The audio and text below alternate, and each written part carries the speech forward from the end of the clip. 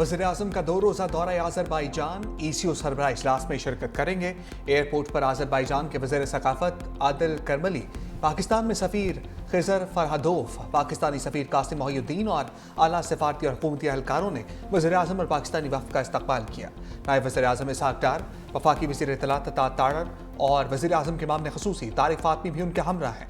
शहबाज शरीफ रुकन ममालिक के दरमियान तिजारत, ट्रांसपोर्ट, राबतों और तवानाई के शोबे में ताउन पर बात करेंगे। वज़ीर-ए-आज़म इलाकाई और आलमी अमूर पर पाकिस्तान का नुक्ता नज़र पेश करेंगे। शहबाज शरीफ इलाकाई रवाबित, तिजारत के फ़रोग़, पायदार तरक्की के इक़दामात पर जोर देंगे।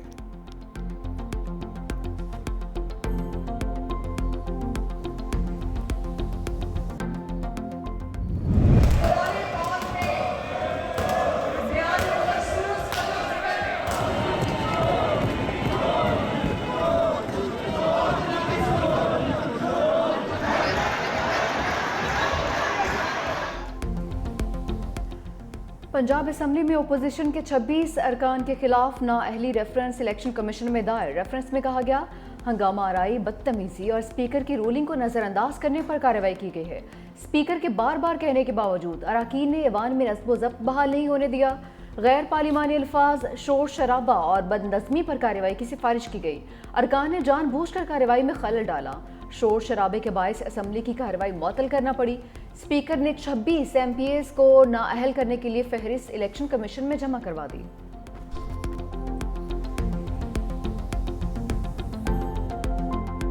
गालियाँ जमहूरियत नहीं है, अगर आप उसके अंदर वल्गैरिटी लाते हैं तो ये जमहूरियत दुश्मनी है। और फिर ये कहते हैं कि ये 45-47 का झगड़ा, टोटल 37 पिटिशन है तुम्हारी और उसमें से 12 तुम्हारे खिलाफ। अगर आपको इतराज़ है तो माता है इसमें बैठे मत। I will not allow this to happen in my house. जो लोग अपने आइन की पासदारी हल्फ की नहीं कर सकते, राइट, उनको उस हाउस का रुकन जिसको उन्होंने हल्फ उठाए रहने का कोई हक नहीं। आइन की खिलाफ वर्जी की किसी सूरत बर्दाश्त नहीं की जाएगी। आइन से मुनहरिफ होने पर आइन में नाअहली वाजिब तस्वुर की गई है।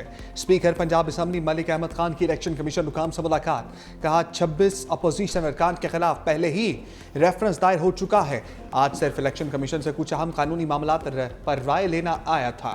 जो लोग गालियां दें, तोड़ फोड़ करें, वो किसी रायत के मुस्तहिक नहीं। PTI वालों ने फार्म 47 का तमाशा लगाया हुआ है।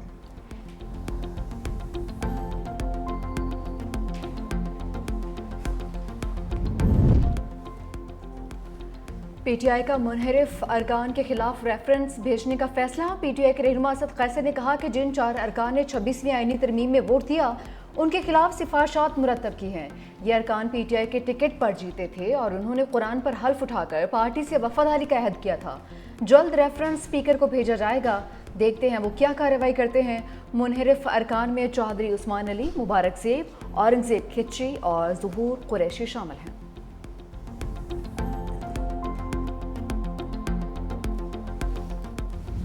नज़र आया है और ईरान को एक कामयाबी नज़र आई है। इसमें प्राइम मिनिस्टर साहब का बड़ा रोल है और इसके पीछे भी वर्दी है।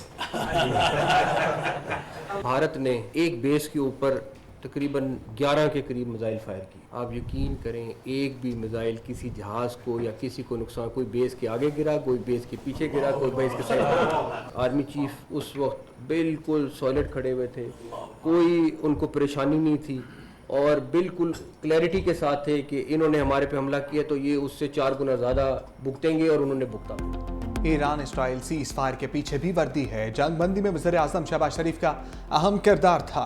वफाकी वज़ीर दाखिला मोहसिन नकवी के उलमा कराम के साथ प्रेस कॉन्फ्रेंस। वफाकी वज़ीर ने कहा भारत के खिलाफ जंग में अल्लाह की गैबी मदद पाकिस्तान के साथ थी। भारत ने हमारी एक एयरबेस पर 9 से 11 मिसाइल फायर किए, लेकिन कुछ मिसाइल बेस से पहले और कुछ आगे जाकर गिरे। किसी मिसाइल से पाकिस्तान के किसी जहाज या एयरबेस को नुकसान नहीं पहुंचा। आर्मी चीफ सीना तान कर खड़े थे, उन्हें कोई परेशानी नहीं थी। जब पाकिस्तान ने जवाबी हमला किया, हमारे तमाम मिसाइल निशाने पर लगे। पाकिस्तान ने भारत में किसी भी जगह शहरी आबादी को निशाना नहीं बनाया। वफाकी वज़ीर ने मुहर्रम उल हराम में मजहबी हम आहंगी की ज़रूरत पर जोर भी दिया।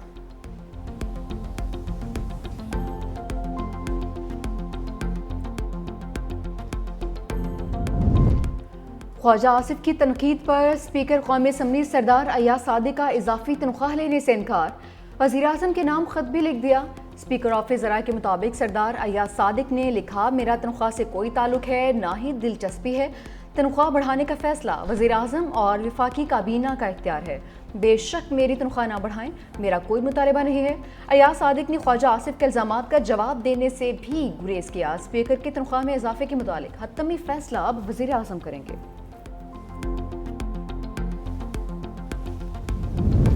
सूबाई वज़रा की लीव अलाउंस में इजाफे का फैसला। पंजाब हुकूमत का वज़रा, स्पीकर और डिप्टी स्पीकर का लीव अलाउंस तनख्वाह के बराबर करने का फैसला। पंजाब के अवामी नुमाइंदों के कवानीन का तरमीमी बिल सूबाई असम्बली से मंजूर। तरमीमी बिल के तहत Punjab minister salary allowance privilege act में तरामीम की जाएंगी।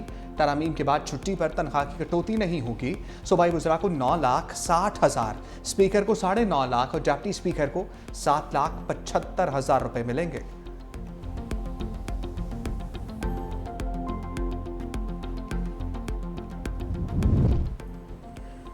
हुकूमत ने कौमी बचत स्कीमों पर शरह मुनाफा में मज़ीद कमी कर दी। डिफेंस सेविंग सर्टिफिकेट्स पर मुनाफे की शरह 15 बेसिस पॉइंट्स कम करके 11.76% कर दी गई। स्पेशल सेविंग सर्टिफिकेट्स पर मुनाफे की शरह में 30 बेसिस की नुमाया कमी, मुनाफे की शरह 10.6% पर आ गई। इस्लामिक सेविंग अकाउंट में मुनाफे की शरह कमी के बाद 9.75% कर दी। शौदा फैमिली वेलफेयर अकाउंट पर मुनाफा 24, जबकि रेगुलर इनकम सर्टिफिकेट पर मुनाफा 20 बेसिस पॉइंट्स कम कर दिया गया है। नून लीग के सीनियर रहनुमा का पीटीआई को एहतजाजी सियासत छोड़कर मुज़ाकरात का मशवरा। वज़ीर दिफा ख्वाजा आसिफ ने कहा कि चाहते हैं पीटीआई से मुज़ाकरात में खुलकर तमाम बातें हों। सियासी जमातों में इत्तफाक़ी राय से तमाम बातें तय होती हैं। तहरीक इंसाफ में आपस में ही इत्तफाक नहीं रहा। ख्वाजा साद रफीक ने कहा कि बानी पीटीआई अपने सीनियर साथियों की राय से इत्तफाक करें तो बातचीत हो सकती है। मुहर्रम के बाद भी एहतजाजी तहरीक कामयाब नहीं होगी। पाकिस्तान को इस वक्त नए मिसाक जमहूरियत की ज़रूरत है।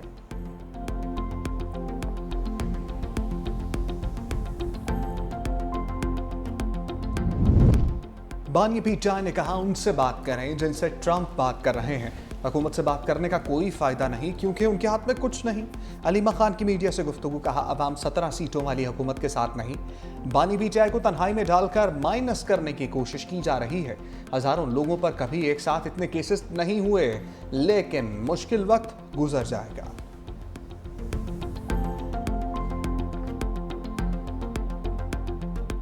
आज भी पीटीआई के बानी जेल में है, पीटीआई की सियासत की वजह से जेल में। वो खुद अपने दुश्मन है। अली अहमद गंडापुर को या पीटीआई को अपोजिशन की जरूरत नहीं है, वो खुद अपनी अपोजिशन खुद है। जमात इस्लामी की हमेशा यही एक पॉलिटिक्स रही है कि जमात इस्लामी ने कभी जिंदगी में जो है वो कोई काम नहीं किया सिवाय तनकीद के, मुजाहरों के और मसलों के। 93,118 टीचर्स को अभी भर्ती किया है। पाकिस्तान की हिस्ट्री में सबसे बड़े में बड़ी भर्ती हुई है कि 93,000 लोगों को एक साथ भर्ती किया गया है।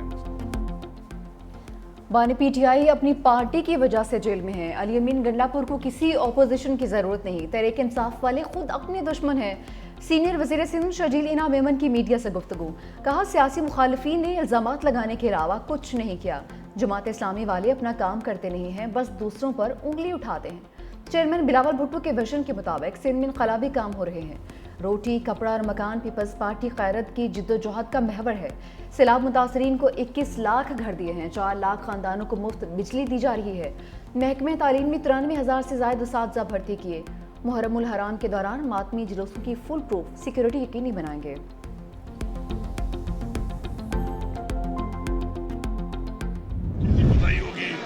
होगी उसको, बाकी जो रिक्रूटमेंट कैंपेन है वो अक्रॉस द बोर्ड होगी।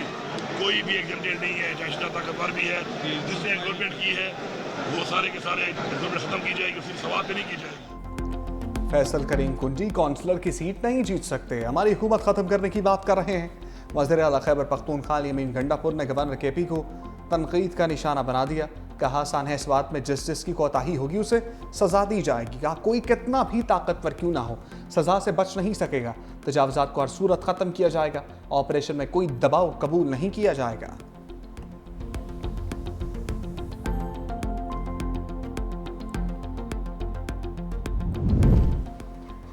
तहरीक इंसाफ के रहनुमा असद कैसर की सऊदी सफ़ीर नवाफ बिन सईद अल मालकी से मुलाकात। दो तरफ़ा ताल्लुकात, खिते की मजमूई सूरत हाल और बाहमी दिलचस्पी के अमूर पर तबादला ख्याल। असद कैसर ने कहा कि सऊदी अरब के साथ अपने दरीना बरादराना ताल्लुकात को पाकिस्तान कदर की निगाह से देखता है। पाकिस्तान सऊदी अरब के साथ ताल्लुकात को मज़ीद मुस्तहकम बनाने का ख्वाह है। दोनों बरादर ममालिक मज़हब, अखुवत और तारीख के लाजवाल रिश्तों में बंधे हुए हैं।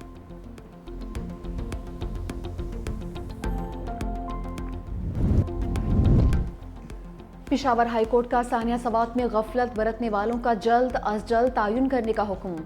Chief justice Peshawar high court ने इस्तफसार पर चेयरमैन इंस्पेक्शन टीम ने बताया, सवात का दौरा किया है, तहकीकात में मुख्तलिफ महकमों की कोताही सामने आई है। जस्टिस फ़हीम वली ने पूछा, इमरजेंसी रिस्पॉन्स के क्या इंतजाम हैं? खुदा न खास्ता कुछ हो जाए तो क्या ड्रोन फौरी रिस्पॉन्स मुमकिन है? कमिश्नर हज़ारा ने बताया कि ड्रोन्स लाइफ जैकेट्स पहुंचा सकते हैं। चीफ जस्टिस का ड्रोन्स को टेस्ट करने का हुक्म। कमिश्नर मालाकंड और आरपीओ को रिपोर्ट जमा करवाने की हिदायत भी कर दी। दूसरी जानिब दरियाए सवात में सर्च एंड रेस्क्यू ऑपरेशन आज 7वें रोज भी जारी। रेस्क्यू टीम ने फजागढ़ से लंडाके के दौरान दरिया के मुख्तलिफ हिस्सों में सर्च ऑपरेशन किया। सियालकोट से ताल्लुक रखने वाला नौजवान अब्दुल्ला ताहाल लापता है। शुजाबाद में आले वाले पुल के करीब 2 कमसिन बच्चे नहर पार करते हुए डूब गए। रेस्क्यू हुकाम ने दोनों कमसिन बच्चों की लाशें नहर से निकालकर वरसा के हवाले कर दी। कमसिन बच्चों की लाशें घर पहुंचने पर कोहराम मच गया।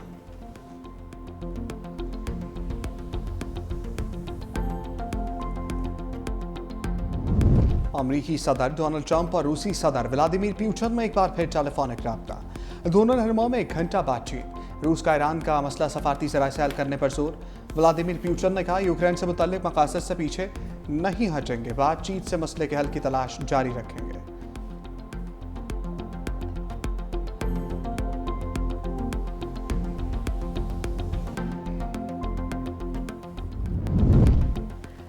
रूस ने अफगानिस्तान में तालिबान हुकूमत को तस्लीम कर लिया। रूस अफगान हुकूमत को तस्लीम करने वाला पहला मुल्क बन गया। रूस ने अफगानिस्तान के नए सफीर की असनाद कबूल कर ली। रूसी सफीर ने अफगान वज़ीर ख़ारजा को रूसी हुकूमत के फैसले से आगाह कर दिया।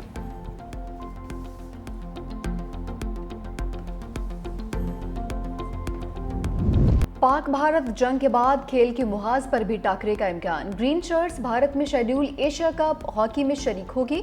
वजारत खेल ने मंजूरी भी दे दी। इंडियन मीडिया का दावा, इवेंट 27 अगस्त से 7 सितंबर तक खेला जाएगा।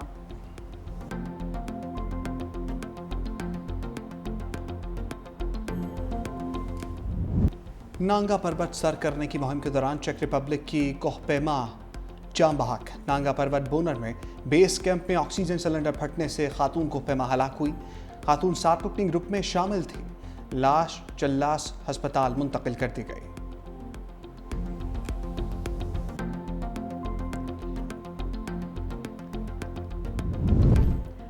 एशियन गेम्स में पाकिस्तान का अव्वलीन मेडल जीतने वाले रेसलर दीन मोहम्मद इंतकाल कर गए। उन्होंने 1954 के एशियन गेम्स में पाकिस्तान के लिए गोल्ड मेडल जीता था। रेसलर दीन मोहम्मद पहलवान की उम्र 100 बरस से ज़ायद थी। सूबाई वज़ीर खेल मलिक फैसल अयूब खोखर ने कहा कि रेसलर दीन मोहम्मद की मुल्क के लिए खिदमत नाकाबिले फरामोश है।